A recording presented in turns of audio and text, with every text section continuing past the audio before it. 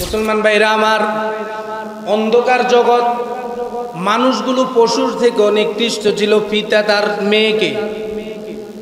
মেয়ের সাথে জিনা করত, তাহলে মানুষগুলো পশুর থেকেও নিকৃষ্ট ছিল। মানুষগুলো কিসের থেকেও নিকৃষ্ট? পশুর মধ্যে যেই মায়া মমতা ছিল এর থেকেও নিকৃষ্ট হয়ে গিয়েছে মানুষ। পশুর মধ্যে একটু সহানুভূতি ছিল, এর থেকেও নিকৃষ্ট হয়ে গিয়েছে মানুষ। কারণ পশু তার সন্তানকে জীবন্ত মাটিতে পুঁতে রাখতো না, ঠিক কিনা? কুকুর তার সন্তান কুকুরের বাচ্চাকে জমিনে দাফন করতো না, জীবন্ত অবস্থায় গাড়িয়ে ফেলতো না। হযরত নূহ আলাইহিস সালামকে আল্লাহ রাব্বুল আলামিন নির্দেশ দিয়েছে, তুমি এবং তোমার আল্লাহর উপর যারা ঈমান এনেছে তাদেরকে নৌকার ভিতরে আরোহণ করাও, পশু পাখিকে নৌকার ভিতরে আরোহণ করাও, জিন জাতিকে নৌকার ভিতরে আরোহণ করাও। যারা ঈমান এনেছে তাদেরকে ছাড়া আজকে সবাইকে একসাথে সমূলে ধ্বংস করে দিবেন কে? মুসলমান ভাইরা আমার, প্রসঙ্গ সেটি নয়, তারপরে বলতেছিলাম আল্লাহ তাআলা এই মহাপ্লাবন দিয়ে জমিন থেকে পানি উঠা আরম্ভ করলো, আসমান থেকে পাথরি বৃষ্টি আরম্ভ হলো। হযরত নূহ আলাইহিস সালামের এই পানি উঠা একদিন দুই দিন নয়, 40 দিন পর্যন্ত জমিন থেকে পানি উঠেছে। পাহাড় পর্বত সব কিছু ডুবিয়ে দিলেন কে? ওয়াহিয়া তাজরি বিহিম ফি মাওজিন ইয়া বুনাইয়া রকাব মানা ইয়া বুনাইয়া রকাব মানা ওয়ালা তাকুম মাল কাফিরিন। আল্লাহ রাব্বুল আলামিন বলেন, হযরত নূহ আলাইহিস সালাম তখন সমস্ত মুসলমানদেরকে নৌকার মধ্যে উঠিয়েছেন এবং কি তিনার সন্তান যে ঈমান আনে নয় তাকে ডাক দিলেন। আর যখন ডাক দিলেন আল্লাহ রাব্বুল আলামিন থেকে ঘোষণা এনেছে সে আল্লাহর নাফরমান, তাকে উঠানো যাবে না, সে কাফের। কাফের ছাড়া আর সমস্ত মানুষদেরকে উঠিয়ে নাও যারা মুমিন, যারা আমি আল্লাহর উপর ঈমান রেখেছে, বিশ্বাস রেখেছে, যারা আমার ইবাদত করেছে, যারা আপনার উপর ঈমান এনেছে তাদেরকে উঠিয়ে নেন। আল্লাহ তাদেরকে উঠিয়ে দিয়ে জমিনের মধ্যে সমস্ত আল্লাহর নাফরমানকে ডুবিয়ে দিয়েছেন। একদিন দুই দিন নয়, আমাদের এক সপ্তাহের বৃষ্টি আর নদীর পানি কি অবস্থা হয়েছে আমরা এখনো বুক করতেছি, ঠিক কিনা? আর 40 দিন পর্যন্ত শুধু পানি উঠতেছে। সকালবেলা 1 ফুট বেড়ে যায়, বিকালবেলায় আরো ভর্তি, এরপর সকাল হতে হতে দেখা যায় 10 ফুট পানি, 20 ফুট পানি। হযরত নূহ আলাইহিস সালামের আমলে এরকম হয় নাই, আরো বেশি হয়েছে। জমিন থেকে 40 দিন পানি ওঠার কারণে পাহাড় পর্বত ডুবে গেছে। আল্লাহু আকবার। এই যে বন্যা পরবর্তী নোয়াখালী ফেনীতে বর্তমান মানুষের নিকট রোগ ব্যাধি ছড়িয়ে পড়েছে। আশপাশে যে বিষাক্ত পানিগুলো, এগুলোর সাথে জীবাণু মিশ্রিত হয়ে মানুষ দূষিত জীবাণুর মধ্যে বসবাস করতেছে। কলেরা, ডায়রিয়া, বিভিন্ন রোগে আক্রান্ত হচ্ছে, ঠিক কিনা? এটা সব মিলিয়ে বিশাল আল্লাহর একটা আযাব ও মুসিবত। আমরা প্রথমেই বসে আল্লাহর কাছে দোয়া করি, আল্লাহ এই মুসিবত থেকে আমাদের নোয়াখালী ফেনীবাসীকে হেফাজত করুক, বলেন আমিন। আর আবারও সুন্দর পরিবেশে, আবারও সুন্দর জীবনযাপনে ফিরে যাওয়ার তৌফিক দান করুক। আর এই মুসিবত, বন্যা, এই আযাব, এই দূষিত আবহাওয়া, এ সমস্ত আযাব গজব থেকে আমাদেরকে শিক্ষা নিয়ে আল্লাহর দিকে ফিরে যাওয়ার তৌফিক দান করুক। আল্লাহ রাব্বুল ইজ্জত বলেন, আল্লাযীনা ইযা আসাবাতহুম মুসিবাতুন ক্বালু ইন্না লিল্লাহি ওয়া ইন্না ইলাইহি রাজিউন। সুবহানাল্লাহ। রব্বুল আলামিন বলেন, মুমিন যারা, তাদের নিকট আসাবাতুহুম মুসিবা, আমার পক্ষ থেকে মুসিবত যাবে। কি যাবে? ক্বালু ইন্না লিল্লাহ, মুসিবতের সময় তারা ধৈর্য ধারণ করবে আর বলবে আমরা তো আল্লাহর জন্য। কার জন্য? জোরে বলেন না। মানুষ মারা গেলে আমরা পড়ি ইন্না লিল্লাহি ওয়া ইন্না, তার বাংলা অর্থ ইন্না লিল্লাহ। একজন মানুষ কারো মৃত্যু সংবাদ শুনলে তার কানে আসার সাথে সাথে সে বলবে ইন্না লিল্লাহ। বলেন, কি বলবে? ইন্না অর্থ নিশ্চয়, আমরা, নিশ্চয়। সবাই বলেন ইন্না অর্থ কি? নিশ্চয় আমরা। পৃথিবীতে যত মানুষ আছি আমরা নিশ্চয়, আমরা সবাই লিল্লাহ, আল্লাহর জন্য। কার জন্য?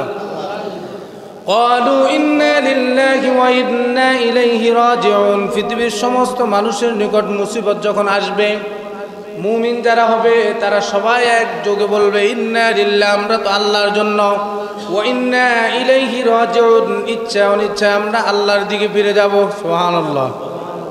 ইচ্ছায় অনিচ্ছায় পৃথিবীর সব মানুষ, সব দল, সব মত, সমস্ত মতবাদের মানুষ, সমস্ত আকৃতির মানুষ একদিন পৃথিবী ছেড়ে চলে যেতে হবে। আওয়াজ দিয়ে বলেন ঠিক কিনা? টাকাওয়ালা বলেন, পয়সাওয়ালা বলেন, যার টাকা নাই, যার চেহারা সুন্দর নাই, সেও চলে যেতে হবে। কারণ সবাই ঘোষণা দিয়েছে নিশ্চয় ইন্না লিল্লাহি, নিশ্চয় আমরা কার জন্য? বলেন কার জন্য?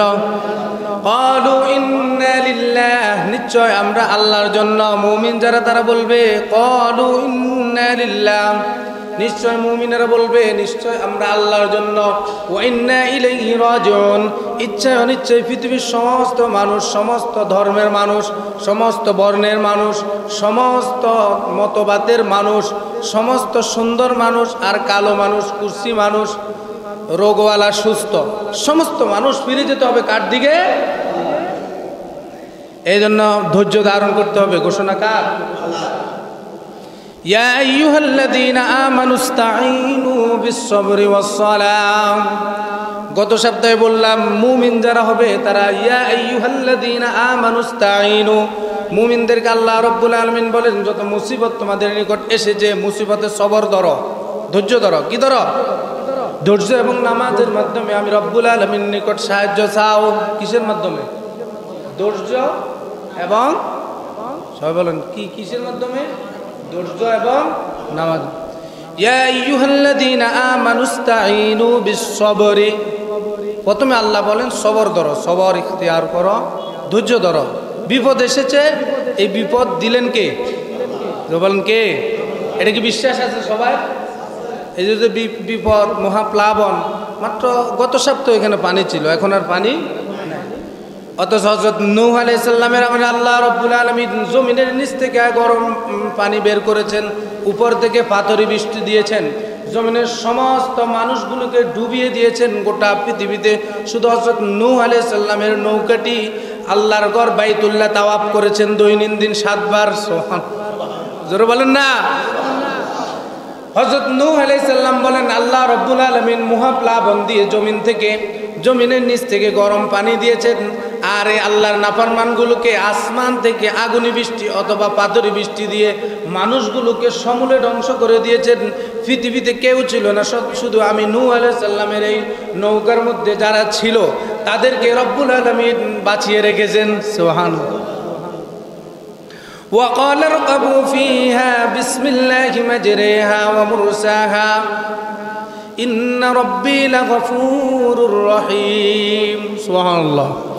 রব্বুল আলামিন বলেন হে নূহ, তুমি এবং তোমার পরিবার পরিজন যারা ঈমান এনেছে, যারা আমি রবকে রব বলে স্বীকার করে, আমি আল্লাহর ইবাদত করে, তাদেরকে ঢুকাও। আর এই নৌকার মধ্যে আরোহণ করার সময় বলো বিসমিল্লাহি মাজরিহা। বলেন কি বলে? সবাই বলেন না, পারেন না? নৌকাতে উঠেন নাই? নৌকাতে কখনো উঠেন নাই? উঠছেন? দোয়া কি? বিসমিল্লাহি মাজরিহা, বিসমিল্লাহি ওয়া মুরসাহা, ইন্না রাব্বি লাগফুরুর রহিম। আল্লাহ রাব্বুল আলামিন হযরত নূহ আলাইহিস সালামকে বলেন আমি প্রভুর নামের উপর এই নৌকাতে আরোহণ করো, নৌকাতে উঠে যাও। হযরত নূহ আলাইহিস সালাম যখন নৌকাতে উঠতেছেন তখন পর্যন্ত জমিনের মধ্যে মহাপ্লাবন আসে নাই। জমিনের মানুষগুলো এর আগেও চিন্তা করে নেই একটু পরে মহাপ্লাবন এসে এই জমিনকে আল্লাহ রাব্বুল আলামিন বাসিয়ে দিবেন, জমিনের মধ্যে কোনো আল্লাহর একটা নাফরমানের জায়গা পাবে না। ঘোষণাকার আল্লাহ রাব্বুল আলামিন হযরত নূহ আলাইহিস সালামকে এর কয়েকবার আগে বলছেন, সতর্ক বার্তা পাঠিয়েছেন, জমিনের সমস্ত মানুষদেরকে ডেকে ডেকে বলো মহাপ্লাবন আসতেছে, মানুষের উপর আযাব গজব আসতেছে, মানুষের উপর আযাব গজব আসতেছে তাদের নাফরমানি এবং নবীদের সাথে এবং তোমার সাথে, তুমি নূহের সাথে যে আচরণ করেছে, রব্বুল আলামিন বলেন আমি আল্লাহর সহ্য হচ্ছে না, আমি এদের নিকট আযাব পাঠাবো। এভাবে আল্লাহ রব্বুল আলামিন হযরত নূহ আলাইহিস সালামকে পূর্ব সতর্ক বার্তা দিলেন। আর হযরত নূহ আলাইহিস সালাম সমস্ত মুমিনদেরকে নিয়েছেন, সমস্ত মুমিনরা এক তলার মধ্যে ছিল, সমস্ত জীবজন্তু এক তলায় ছিল, সমস্ত দানব জিন জাতি একতলায় ছিল। এই নূহ আলাইহিস সালামের 3 তলা বিশিষ্ট এই নৌজাহাজটি মরুভূমির মধ্যে যখন ছিল তখন আল্লাহ রাব্বুল আলামিন বলেন ওয়াকালা রকাবু ফিহা বিসমিল্লাহি মাজরিহা ওয়া মুরসাহা ইন্না রাব্বি লাগফুরুর রহিম। হে নূহ, তুমি এই নৌকার মধ্যে আরোহণ করো, আমি রবের নামে, আমি তোমাকে ক্ষমা করে দিব। ওই সময় পর্যন্ত আল্লাহর কিছু নাফরমান ক্ষমতার জনবল আর মনোবলের মাধ্যমে নূহ আলাইহিস সালামের নৌকার মধ্যে আরোহণ করে নাই। আল্লাহ তাদের সবাইকে একটু পরে মহাপ্লাবন দিয়ে ধ্বংস করে দিয়েছে। সুবহানাল্লাহ। হযরত নূহ আলাইহিস সালামের নৌকাটি যখন তৈরি করেছে, একদিন 2 দিন নয়, কিতাবের মধ্যে এসেছে 6 মাস পর্যন্ত নৌকা তৈরি করতে লেগেছে। এই 6 মাস নৌকা তৈরি করে রেখেছে। আর কাফের মুশরিক আল্লাহর নাফরমান সবাই হযরত নূহ আলাইহিস সালামকে আরো নির্যাতন শুরু করেছে। সবাই হাসাহাসি শুরু করলো, এই মরুভূমির মধ্যে কিসের পানি? মরুভূমি গতকাল ছিল, আজকে মহাপ্লাবন পানিতে ভাসিয়ে দিয়েছেন। ক্ষমতা কার? জোরে বলেন কার? মুসলমান ভাইরা আমার, আমাদের নোয়াখালী, ফেনী এই 2টি অঞ্চলের মানুষ ইদারিংয়ে কয়েক বছরের মধ্যে বেশি অহংকারী হয়ে গেছে। বেশি কি হয়ে গেছে? অহংকার, টাকার বল, ধনবল, জনবল, ক্ষমতার বল আছে না নাই? এই আল্লাহ তাআলা এই অহংকারী জাতি বেশি অহংকার যারা করেছে, তারা সকালবেলাও ভাবে নাই তাদের একতলা মহাপ্লাবনে ডুবে যাবে, ঠিক কিনা? সকালবেলা ভাবে নাই পানি ছিল না, বিকেলবেলায় রাত্রিবেলায় দেখতেছে 3 তলা বিল্ডিং ডুবে গেছে। ডুবাই দিলেন কে? হযরত নূহ আলাইহিস সালামের আমলেও সেম হয়েছে। মহাপ্লাবনের আগে আল্লাহর নাফরমানেরা একবারও ভাবে নাই যে এত পানি হবে। হযরত নূহ আলাইহিস সালামকে আল্লাহ রাব্বুল আলামিন নির্দেশ দিয়েছে, তুমি এবং তোমার আল্লাহর উপর যারা ঈমান এনেছে তাদেরকে নৌকার ভিতরে আরোহণ করাও, পশু পাখিকে নৌকার ভিতরে আরোহণ করাও, জিন জাতিকে নৌকার ভিতরে আরোহণ করাও। যারা ঈমান এনেছে তাদেরকে ছাড়া আজকে সবাইকে একসাথে সমূলে ধ্বংস করে দিবেন কে? মুসলমান ভাইরা আমার, প্রসঙ্গ সেটি নয়, তারপরও বলতেছিলাম আল্লাহ তাআলা এই মহাপ্লাবন দিয়ে জমিন থেকে পানি উঠা আরম্ভ করলো, আসমান থেকে পাথরি বৃষ্টি আরম্ভ হলো। হযরত নূহ আলাইহিস সালামের এই পানি উঠা 1 দিন 2 দিন নয়, 40 দিন পর্যন্ত জমিন থেকে পানি উঠেছে। পাহাড় পর্বত সব কিছু ডুবিয়ে দিলেন কে? ওয়াহিয়া তাজরি বিহিম ফি মাওজিন ইয়া বুনাইয়া রকাব মানা ইয়া বুনাইয়া রকাব মানা ওয়ালা তাকুম মাআল কাফিরিন। আল্লাহ রাব্বুল আলামিন বলেন, হযরত নূহ আলাইহিস সালাম তখন সমস্ত মুসলমানদেরকে নৌকার মধ্যে উঠিয়েছেন এবং কি তিনার সন্তান যে ঈমান আনে নয় তাকে ডাক দিলেন। আর যখন ডাক দিলেন আল্লাহ রাব্বুল আলামিন থেকে ঘোষণা এনেছে সে আল্লাহর নাফরমান, তাকে উঠানো যাবে না, সে কাফের। কাফের ছাড়া আর সমস্ত মানুষদেরকে উঠিয়ে নাও যারা মুমিন, যারা আমি আল্লাহর উপর ঈমান রেখেছে, বিশ্বাস রেখেছে, যারা আমার ইবাদত করেছে, যারা আপনার উপর ঈমান এনেছে তাদেরকে উঠিয়ে নেন। আল্লাহ তাদেরকে উঠিয়ে দিয়ে জমিনের মধ্যে সমস্ত আল্লাহর নাফরমানকে ডুবিয়ে দিয়েছেন। 1 দিন 2 দিন নয়, আমাদের 1 সপ্তাহের বৃষ্টি আর নদীর পানি কি অবস্থা হয়েছে আমরা এখনো বুক করতেছি, ঠিক কিনা? আর 40 দিন পর্যন্ত শুধু পানি উঠতেছে উঠতেছে। সকালবেলা 1 ফুট বেড়ে যায়, বিকালবেলায় আরো ভর্তি, এরপর সকাল হতে হতে দেখা যায় 10 ফুট পানি, 20 ফুট পানি। হযরত নূহ আলাইহিস সালামের আমলে এরকম হয় নাই, আরো বেশি হয়েছে। জমিন থেকে 40 দিন পানি ওঠার কারণে পাহাড় পর্বত ডুবে গেছে। আল্লাহু আকবার।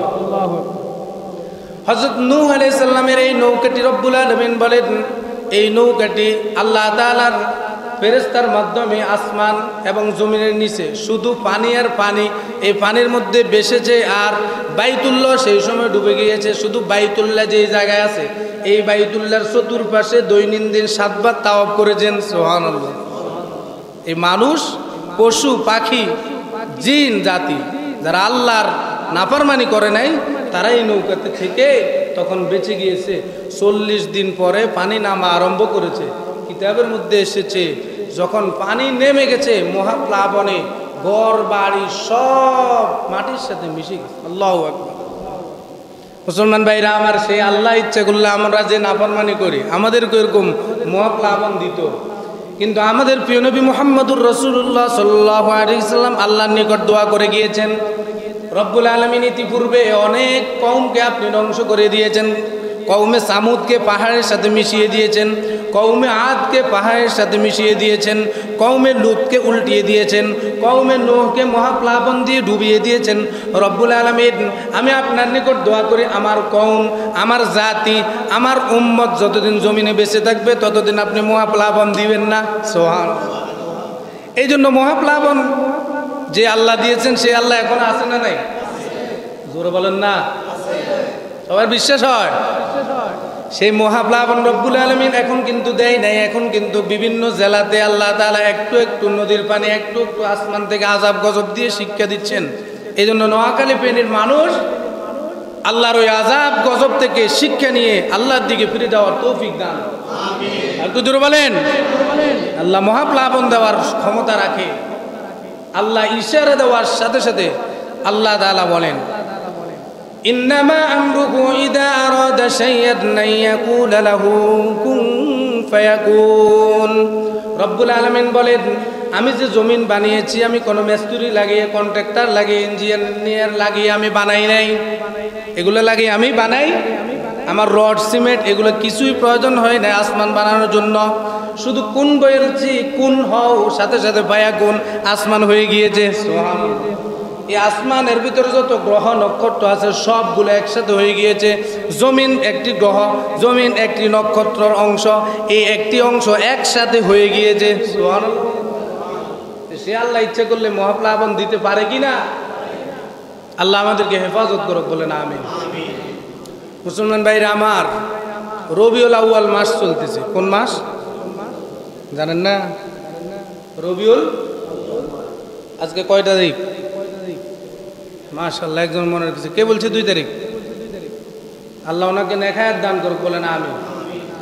উনি আজকে আপনাদের সবাইকে গুনাহ থেকে বাঁচিয়ে দিয়েছেন, বলেন আলহামদুলিল্লাহ।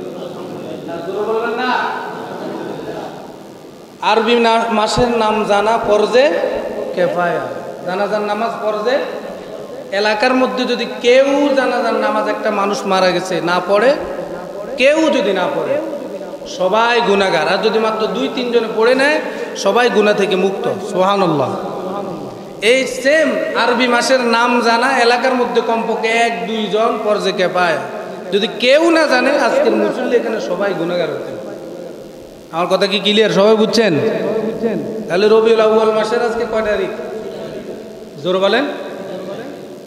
মুসলমান ভাইরা আমার, এই রবিউল আউয়াল মাস আসলে আমাদের দেশে বন্ড, মাজার পূজারি, সুন্নি দাবিদার, এদের রসুলের মোহাব্বত আর ইশক বেড়ে যায়। আওয়াজ দিয়ে বলেন ঠিক কিনা? আমার কথা কি সবাই বুঝছেন? এই রবিউল আউয়াল মাস আমাদের প্রিয় নবী মুহাম্মদুর রাসূলুল্লাহ সাল্লাল্লাহু আলাইহি ওয়াসাল্লামের আগমনের মাস, বলেন সুবহানাল্লাহ। মুসলমান ভাইরা আমার, অন্ধকার জগৎ, মানুষগুলো পশুর থেকে নিকৃষ্ট ছিল। পিতা তার মেয়েকে, মেয়ের সাথে জিনা করত, পিতা তার মেয়েকে জীবন্ত কবর দিত। পিতা মেয়ে কোনো রকম জন্ম দিলে মনে মনে ভাবতো আমার মতো কলঙ্ক, আমার মতো কলঙ্কিত বাবা জমিনে নেই। এই কথা ভেবে পিতা তার মেয়েকে জীবন্ত মাটিতে দাফন করে দিত, বলেন নাউজুবিল্লাহ।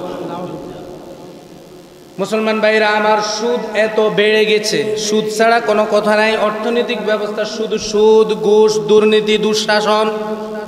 মানুষগুলো পশুর থেকেও নিকৃষ্ট হয়ে গিয়েছে। ধরার মাঝে কোনো শান্তির ব্যবস্থা ছিল না। স্বয়ং আল্লাহর প্রিয়ঘর মক্কা, মক্কা নগরীতে আল্লাহর প্রিয়ঘর বাইতুল্লাহর মধ্যে 300 কয়টি? বলেন না, 360টি মূর্তি লাগিয়ে দিয়েছেন। বিষয়টা কি এত সাধারণ? আপনারা সবাই বলেন না। আমাদের এই মসজিদের সামনে মূর্তি কেউ যদি লাগায়, আপনাদের কারো সহ্য হবে? বলেন না। আমাদের মসজিদ থেকে কোটি কোটি, মিলিয়ন ট্রিলিয়ন গুণ দামি মসজিদ, মসজিদুল হারাম, বাইতুল্লাহ শরীফ, সেখানে 360টি মূর্তি স্থাপন হয়েছে। এবং কি মানুষগুলো পশুর থেকে কত নিকৃষ্ট হয়ে গিয়েছে। ওরা ওদের জামা কাপড় সব খুলে উলঙ্গ হয়ে এই 360টি মূর্তি তারা পূজা করত। আর বলতো আমাদের জামা কাপড়ের সাথে সুদ, ঘুষ, হারাম মিশ্রিত। আমরা এই জন্য জামা কাপড় খুলে উলঙ্গ হয়ে আল্লাহর ঘর তাওয়াফ করত। আল্লাহর ঘরের উপরের এই মূর্তিগুলো তারা পূজা করত, বলেন নাউজুবিল্লাহ। তাহলে মানুষগুলো পশুর থেকেও নিকৃষ্ট ছিল। মানুষগুলো কিসের থেকেও নিকৃষ্ট? পশু। পশুর মধ্যে যেই মায়া মমতা ছিল এর থেকেও নিকৃষ্ট হয়ে গিয়েছে মানুষ। পশুর মধ্যে একটু সহানুভূতি ছিল এর থেকেও নিকৃষ্ট হয়ে গিয়েছে মানুষ। কারণ পশু তার সন্তানকে জীবন্ত মাটিতে পুঁতে রাখতো না, ঠিক কিনা? কুকুর তার সন্তান কুকুরের বাচ্চাকে জমিনে দাফন করতো না, জীবন্ত অবস্থায় গাড়িয়ে ফেলতো না। মানুষ পিতা তার সন্তান মেয়ে হলেও নিজেকে এত কলঙ্কিত মনে করতো, এত মূর্খর যোগ ছিল। এই জন্য ওটাকে বলে হয় আইয়ামে জাহিলিয়া। বলেন আইয়ামে, বাংলা অর্থ কি? মূর্খের যোগ, মূর্খ জাতি, মূর্খের যোগ, অন্ধকার যোগ। অন্ধকার, এই অন্ধকার যুগে আলো জ্বালানোর জন্য আজ থেকে ১৫০০ বছর আগে আল্লাহ রাব্বুল আলামিন আমাদের প্রিয় নবী মুহাম্মদুর রাসূলুল্লাহ সাল্লাল্লাহু আলাইহি ওয়াসাল্লামকে রবিউল আউয়াল মাসে মতান্তরে ১২ তারিখে আল্লাহ তাআলা অন্ধকার জগতে আলো জ্বালানোর জন্য বিশ্ব নবীকে প্রেরণ করেছেন। সুবহানাল্লাহ। এজন্য আমরা খুশি না বাবা? খুশি। জোরে বলেন খুশি।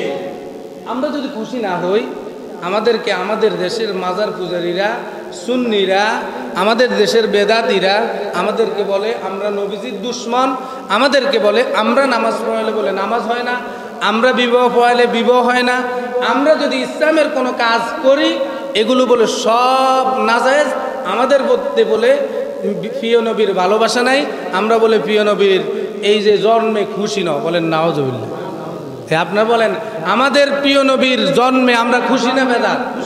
জোরে বলেন খুশি না বেদা? মুসলমান ভাইরা আমার, খুশি এই শুধু প্রিয় নবীর জন্মে খুশি হয়ে এই আনন্দে আনন্দিত হয়ে গেলে চলবে না। প্রিয় নবীকে আল্লাহ রাব্বুল আলামিন অন্ধকার জগতে আলো জ্বালানোর জন্য প্রেরণ করেছেন, সেই কথাও আমাদেরকে বুঝতে হবে। তিনাকে যেই জন্য আল্লাহ তাআলা প্রেরণ করেছেন, তিনাকে যেই দিক নির্দেশনা দিয়েছেন, সেগুলো যদি আমরা মানতে পারি তাহলে বোঝা গেল আমরা খুশি। বাবা তার সন্তানের প্রতি খুশি তখনই হবে যখন সন্তান তার বাপের কথা মানে, ঠিক কিনা? এখন সন্তান শুধু মানুষের বাড়িতে গিয়ে গিয়ে বাবার সুনাম করে, আর বাবার নাম শুনলে চোখে মুখে চুমু দেয়, কিন্তু বাবাকে বরণ পোষণও করে না, বাবার খবর রাখে না। এরকম আছে না নাই? চাপা মারে, চাপাবাজ। এই যে আমাদের দেশে সুন্নি মাজার পূজারী যাদেরকে আমরা বলি, যারা অতিরঞ্জিত করে, এরা ইসলামকে কিছু জিনিসের মধ্যে সীমাবদ্ধ করে রেখেছে। তা হলো এই যে মিলাদ, এই যে দায়ে কিয়াম, এই যে সিন্নি, এই যে জিরাপি, এই যে মসজিদের সিন্নি নিয়ে বাড়াবাড়ি আর জিরাপি নিয়ে বাড়াবাড়ি, আছে না নাই? এগুলার নামাজ শেষ হলে মুনাজাত, নামাজ শেষ হলে সিন্নির আয়োজন, নামাজ শেষ হলে জিরাপির আয়োজন, নামাজ শেষ হলে মাজারের মধ্যে তাদের পূজার আয়োজন, নামাজ শেষ হলে নামাজের মাজার যেখানে আছে মসজিদের সাথে সেখানে গিয়ে তারা সবাই সম্মিলিতভাবে দোয়ার আয়োজন, ঠিক কিনা? এগুলো সব বিদআত। এগুলোর মধ্যে সীমাবদ্ধ, বাড়িতে ঘরে ঘরে গিয়ে এরা মনে করে যে ইসলামটা এবং কি রসুল এসেছে এটার জন্য। বলেন নাউজুবিল্লাহ। অথচ রসুলকে আল্লাহ রাব্বুল আলামিন প্রেরণ করেছেন অন্ধকার যুগের এই মূর্খগুলোকে আলো দেখানোর জন্য। এই পরিবার, এই সমাজটি ছিল অন্ধকারের সমাজ। মেয়েদের দাম, মেয়েদের মূল্য একদম নিকৃষ্ট ছিল। আর রসুলকে আল্লাহ রাব্বুল আলামিন মেসেজ দিয়েছে, যেই পিতা তার সন্তান মেয়ে জন্ম দেওয়ার পরে নিজেকে কলঙ্কিত মনে করেছে, তাকে বলো কলঙ্কিত নয়, তার এই মেয়ে একটা নয় দুইটা যদি হয়, আর এই দুইটাকে যদি বরণ পোষণ করে সুন্দরভাবে বিবাহ শাদী দিতে পারে, তার জন্য আল্লাহর জান্নাত ওয়াজিব। কোথায় বাবা কলঙ্কিত ছিল আর কোথায় বাবা জান্নাতি? সুবহানাল্লাহ। অন্ধকার যুগে, জাহিলিয়াতের যুগে বাবা ছিল মেয়ে জন্ম দিয়ে কলঙ্কিত। আর রসুল এসে আল্লাহ রাব্বুল আলামিন রসুলের মাধ্যমে ঘোষণা দিয়েছেন, যার একটা মেয়ে হলো সে যেন একটা জান্নাত পেল, যার তিনটা মেয়ে হলো সে যেন তিনটা জান্নাত পেল। তাহলে অন্ধকার যুগে আলো জ্বালানোর জন্য রসুলকে প্রেরণ করেছেন। আর রসুলের জন্মে আমরা খুশি। মিলাদুন্নবী আমরা সবাই মানি যে মিলাদ অর্থ জন্ম, রসুল এসেছে। রসুল কি হয়েছে? এসেছেন। এই জন্য আমরা খুশি রে বেদা। আমরাও খুশি, যারা রসুলকে ভালোবাসে সুন্নি তারাও খুশি। কিন্তু আমাদের খুশি আর তাদের খুশির মধ্যে পার্থক্য আছে। তারা শুধু এই মিলাদের উপর নির্ভর। রসুলের 63 বছর জীবনের মধ্যে রসুল যা যা বলে গিয়েছেন তার সব কিছু হলো সিরত। আর সিরতের পুরো পূর্ণাঙ্গ হলো আল্লাহর কোরআন। সুবহানাল্লাহ বলেন। আর এই কোরআনের মধ্যে আল্লাহ রাব্বুল আলামিন যা দিক নির্দেশনা দিয়েছেন, সমস্ত দিক নির্দেশনা মানার জন্য, সমস্ত আদেশকে মানার জন্য, নিষেধকে নিষেধ করার জন্য যারাই জমিনের মধ্যে কাজ করে যাবে তারাই হলো প্রকৃত রসুলের আশেক। সুবহানাল্লাহ। আজ যারা শুধু রসুলের আগমনে আনন্দ মিছিল বের করবে, দেখবেন 12ই রবিউল আউয়াল রসুলের আগমনে আনন্দ মিছিল বের করে লক্ষ লক্ষ টাকা অপচয় করবে। আল্লাহ রাব্বুল আলামিন বলেন, ইন্নাল মুবাজ্জিরিনা কানু ইখওয়ানাশ শায়াতিন। যারা রসুলকে অনুসরণ করতে গিয়ে রসুলের নামে, রসুলের আগমনে, রসুলের জন্মদিন পালন করে ইখওয়ানাশ শায়াতিন অপচয় করে শয়তানের বন্ধু হয়েছ। যারা অপচয় করতেছ তারা সবাই শয়তানের বন্ধু। বলেন না, বলেন না। এই যে রসুলের আগমনে রেলি বের করা হলো, লক্ষ লক্ষ টাকা নয়, আগে কোটি কোটি টাকা আওয়ামী লীগ সরকারের আমলে বাজেট হইতো। এমনকি ঈদ মিলাদুন নবী সরকারিভাবে বন্ধ ছিল, এখন কি হয় জানি না। তবে এই সরকারি বন্ধটাও এই বেদাতীদের চাপের কারণে হয়েছে, এটার সাথে ইসলামের কোনো সম্পর্ক নাই। মুসলমান ভাইরা আমার কয় যে মাঠ থেকে মাসির দরদ বেশি। সৌদি আরবে যারা ছিলেন, যারা আছেন, বলেন তো সৌদি আরবে ঈদে মিলাদুন নবী পালন হয়? জোরে বলেন না। রাষ্ট্রীয়ভাবে বন্ধ হয়। একদিন রাষ্ট্রীয়ভাবে বন্ধ করলে রাষ্ট্রের লক্ষ লক্ষ কোটি কোটি টাকা লস হয় না লাভ হয়? তো আমাদের প্রিয় নবী কি দুনিয়ার জমিনে লস করার জন্য আসছেন? সবাই বলেন। আমাদের প্রিয় নবীর আগমন রব্বুল আলামিন বলেন, ওয়ামা আরসালনাকা ইল্লা কাফাতাল লিন-নাসি বাশীরাও ওয়া নাযীরা ওয়ামা আরসালনাকা ইল্লা রাহমাতাল লিল আলামিন। জমিনের মানুষের নিরাপদ আর লাভ হওয়ার জন্য আমি রব্বুল আলামিন, আমি আমার প্রিয় রসুলকে প্রেরণ করেছি। সুবহানাল্লাহ। তো তাহলে অপচয় করার জন্য রসুলকে প্রেরণ করা নাই। এক কথায় মনে করে নেবেন, যারাই রসুলের আগমনের উপলক্ষে বেদাত করবে, যারা মাজারে ফুল দিবে, যারা রাস্তায় রাস্তায় রসুলের আগমন উপলক্ষে সেই ভারত থেকে, পাকিস্তান থেকে তাদের মৌলবীদেরকে এনে, মৌলবী যাদেরকে এনে এই যে মিছিল করবে, তাদের সাথে ইসলামের সাথে সম্পর্ক বলেন, সম্পর্ক। রসুলের সিরত মেনে যারা 63 বছর জীবনে রসুল কি বলেছেন, কোরআনে কি বলেছেন, যারা জমিনে বাস্তবায়ন করার জন্য চাইবে, তারা রসুলের প্রকৃত আশেক। আল্লাহ আমাদেরকে রসুলের প্রকৃত আশেক হওয়ার তৌফিক দান করুন। এবার বলতে পারেন, রসুল যে জমিনে এসেছে, রসুল আমাদেরকে দিক নির্দেশনা কিছু দিয়ে গেছেন কিনা? যে রবিউল আউয়াল মাসে এসেছেন, সোমবারে এসেছেন, তিনার দিক নির্দেশনা ছাড়া তো কোনো মুসলমান কোনো ইবাদত করতে পারেনি। বলে রসুলের আদেশ নিষেধ, আল্লাহর আদেশ নিষেধ ছাড়া, রসুলের বাতানো সুন্নত ছাড়া আপনি যাই করবেন তা বিদআত হবে। কুল্লু বিদআতিন দালালা ওয়া কুল্লু দালালাতিন ফিন্নার। কেউ ইসলামের মধ্যে একটু বাড়িয়ে দিল আবেগে। ফজর নামাজের সুন্নত 2 রাকাত, কয় রাকাত? মানে এক মফিজে সে বলতেছে না, সময় তো আসে, আরো 2 রাকাত পড়ি। বলেন হবে? তো নামাজ পড়ছে, সওয়াবের কাজ করছে, তো হয় নাই কেন? কারণ এটা রসুল বলেছেন 2 রাকাত, আল্লাহ বলেছেন 2 রাকাত পড়ো। সে আবেগে আরো 2 রাকাত বাড়িয়ে দিয়েছে, সওয়াব মনে করে। সওয়াব হবে? আসরের পরে কোনো সুন্নত নফল নাই, আরো 4 রাকাত পড়ে, হবে না? তো যদি বাড়তি কিছু করতে যায় সেখানে বেদাত, আর যে করবে বেদাত তার কপালে নাই হেদাত। বলেন নাউজুবিল্লাহ। মুসলমান ভাইরা আমার, বলতেছিলাম আল্লাহর প্রিয় নবীর আগমন উপলক্ষে সাহাবায়ে কেরাম প্রশ্ন করলে, ইয়া রাসূলুল্লাহ, ইয়া হাবিবাল্লাহ, আমরা তো খুশি আপনি রবিউল আউয়াল মাসের সোমবারে জমিনে এসেছেন, তো আপনার এই খুশি উপলক্ষে আমরা কি করব? সুবহানাল্লাহ বলেন না। আল্লাহর প্রিয় নবী মুহাম্মদুর রাসূলুল্লাহ সাল্লাল্লাহু আলাইহি সাল্লাম বলেন, আমার আগমনে যদি তোমরা খুশি হও, এবং কি কোরআনের মধ্যে এসেছে আমার আগমনে খুশি হতে হবে, কারণ আমি রহমতুল লিল আলামিন। এই খুশি উসিলা করে আমি নিজেই প্রত্যেক সোমবারে একটা করে রোজা রাখি, তোমরা সোমবারে রোজা রাখো। সুবহানাল্লাহ। এই রসুলের আগমনে যারা খুশি হবে তারা সোমবার রোজা রাখবে। আর যে সমস্ত এই যে রাস্তায় রাস্তায় রসুলের স্লোগান দিয়ে ঈদে মিলাদুন নবীর এই যে মিছিল বের করে, এরা দেখেন রোজা তো দূরের কথা, রসুলের সুন্নত মানে না। আওয়াজ দিয়ে বলেন ঠিক কিনা? আমরা মানবো রসুলের আগমনে সোমবারে যেহেতু এসেছে, সপ্তাহে একদিন সোমবারে আমরা রোজা রাখবো, একদিন নয়।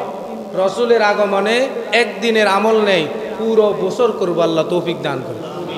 আর দুজোরে বলেন না। প্রত্যেক সোমবারে নফল রোজা রাখার সময় আমরা নিয়ত করবো, আল্লাহ রসুলকে জমিনে প্রেরণ করে আমি মানুষ, এই যে পরিচয় দিতে পেরেছি, আমি রসুলের উম্মত পরিচয় দিতে পেরেছি, আমি যে জান্নাতি মানুষ হব, আমার নিজের মধ্যে আস্তে আস্তে রসুলের সুন্নাহ আঁকড়িয়ে ধরতেছি, এই যে একটা শুভাগমন রসুলের হয়েছে, এই জন্য আমি সোমবারের রোজা রাখবো। আল্লাহ আপনি আমার এই সোমবারের রোজার উসিলা করে জীবন পরিবর্তন করে দেন। আর তো জোর বলেন না? তাহলে রসুলের আগমনে শুধু 12ই রবিউল আউয়াল নয়, পুরো বছর আমল করব আমরা সোমবারে রোজা রাখার জন্য, নফল রোজা চেষ্টা করব রাখার জন্য। আল্লাহ আমাদেরকে তৌফিক দান করুক, বলেন আমিন। যা মিলাদ এবং সিরাতের পার্থক্য বলবো, অনেক মনে মনে বলতেছেন হায়রে মিলাদ বন্ধ হয়ে গেল। মিলাদ বন্ধ কি ভাই? মিলাদ অর্থ জন্ম, বলেন মিলাদ অর্থ কি? মিলাদের সাথে ইয়ানাবির সাথে কোনো সম্পর্ক? ইয়ানাবি এটা এক ধরনের, এটা রসুলের দুনিয়া থেকে বিদায়ের 550 বছর পরে ভারতের এক মৌলবী আবিষ্কার করেছে ইয়ানাবি সালাম আলাইকা। এটার বাংলা অর্থ হে নবী। আল্লাহ তাআলা কোরআনের যত জায়গায় রসুলকে সম্বোধন করে বলেছেন, সব জায়গায় বলেছেন ইয়া আইয়ুহান নাবিয়্যু, হে সম্মানিত রসুল। আর এই মৌলবী বারে হচ্ছে ইয়া নবী। ইয়া নবী অর্থ হে। আপনি একজন সম্মানিত মানুষকে ডাকলেন, এ আব্দুল্লাহ এদিকে আসো, আর বললেন ইয়া আইয়ুহাল আব্দুল্লাহ, হে সম্মানিত আব্দুল্লাহ ভাই এদিকে আসো, আল্লাহর বান্দা। দুটোটা কি সমান? জোরে বলেন সমান। তাহলে ইয়া নবী বলে আল্লাহ কোরআনে কোনো জায়গায় ইয়া বলে নাই, শুধু সব জায়গায় ইয়া আইয়ুহান নাবিয়্যু